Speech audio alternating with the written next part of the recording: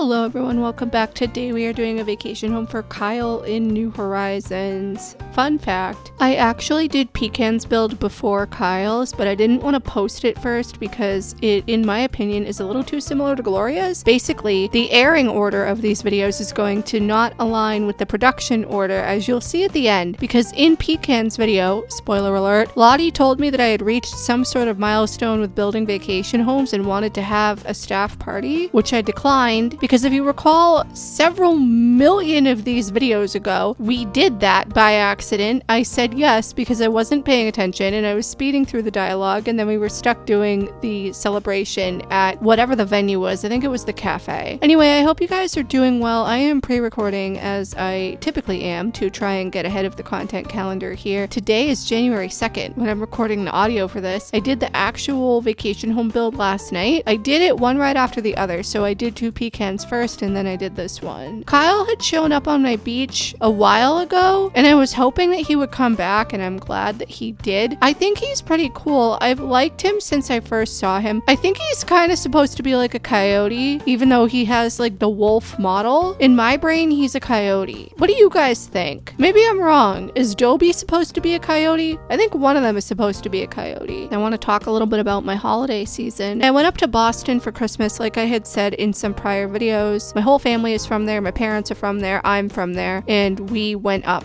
to there for Christmas. When I say Boston, I don't mean actual Boston. I mean the general area of Boston. And we're also working on moving back up there, so that'll be exciting. The drive was long. It was about 12 hours there and 12 hours back. We stayed for about a week at an Airbnb, and it was okay. The Airbnb was in the basement of someone's house. It was like a split level. So like we were on the lower level and the people who owned the house lived there. So they were on like the main level of the house because it was a split. It was comfortable. The beds were comfortable. The kitchen area was very small. Like I feel like there was next to no counter space, but we were really only there to sleep. We spent most of the time visiting friends and family while we were there. So we weren't like really there. The Wi-Fi was not fantastic, and the shower in their bathroom at this Airbnb was the size of a phone booth, but overall it was fine. I had a little bit of an issue with the noise level that was happening because it was a split and the ceilings were kind of low because we were in, the lower level. I felt like when the owners were walking around at night that they were walking on my head. I'm a light sleeper and I had a white noise app on my iPad, and that didn't really help when I would hear footsteps right above me or cars like going by, because it was on a main road and it wasn't super far back from the street because the bedrooms were at like the front of the house. All of this stuff was left in the review. I don't think I would go back there again, but overall it was a comfortable experience and I'm glad that we did it. We didn't stay with relatives because nobody had space, so it was just better that we didn't stay with anybody and that we had our own space and could just come and go and do whatever. Although I do like being able to see family more and staying with people, I also am not a fan of staying at other people's houses for extended periods of time. I don't know if you guys feel that way. I like to have my own space. Part of it too was that there were some things that I needed to get done while we were there, like on my computer. Like I had an interview and stuff that I was doing, and I didn't really want to be bothered. Like I couldn't be bothered, especially during the interview. So I'm glad at least that we were able to just have our own space and to see everybody. We did our usual Christmas Eve thing, which started out at about 5 o'clock, 4:30, 5 o'clock in the evening, and ended at about 2:30 in the morning. I think I've talked about this in the past. We do a big, long, drawn-out dinner. My mother's side of the family is Italian. My father's side is Irish, but we don't really see them that often because like they're all kind of doing their own thing. So all three of us, my parents and I, go and do stuff with my mom's side. We had so much food as usual. We had appetizers. One of my cousins made arancini, which is kind of like a fried rice ball with like veggies and cheese and stuff in it, and sometimes there's meat in there. There were bacon wrapped scallops, there was artichoke dip, there were chicken wings, there was pastiera, which is like a cold spaghetti sort of thing that has cheese and cold cuts in it, And then we sat down and we had dinner, which consisted of antipasto, stuffed quahogs, shrimp scampi, lobster, king crab's legs, prime rib. There was also meatballs and pasta and eggplant parm. There was so much food. And then we had sorbet as like a palate cleanser somewhere in between there. And then we broke and had a Yankee swap. I originally started out with a little mini slow cooker. It was like a 2-quart slow cooker. One of my cousins took it and gave me a game that was like Candyland, but a drinking game. And I don't really drink. And because of my visual impairment, I couldn't really see the board. So I gave it to one of my cousins because I ended up with it at the end of the swap. So I gave it to one of my cousins who's in college. And I was like, here, you'll like this. They did. It was fine. Then we went back upstairs and had dessert at around midnight. And typically once it hits midnight is when we exchange gifts with each other. At this Christmas Eve family thing, there were about 32 of us, not including small children under the age of 4. We went back down and did our little gift exchange. I talked about this in my Sims 2 build recently. I got an Animal Crossing cookbook, which is very exciting. It's an unofficial one, so the font on the cover is not the same Animal Crossing font, which is fine. I don't care, because like all the recipes in there are from the game, and it looks really cute. I'm looking forward to trying some of that out. I got a cozy pair of pajamas. I got some gift cards, and like for gifts from my parents, I basically got pretty much kind of the same thing. I got the Goldie house Lego set, which I can't wait to put together, as well as a nice corduroy coat. It's corduroy on the outside and the inside is like Sherpa lined or something. It's really cozy. It's this cute cranberry color, as well as some clothes, some gift cards, you know, stuff like that. And then by the time everything was done with Christmas Eve, we went back to the Airbnb and slept. But I have talked for so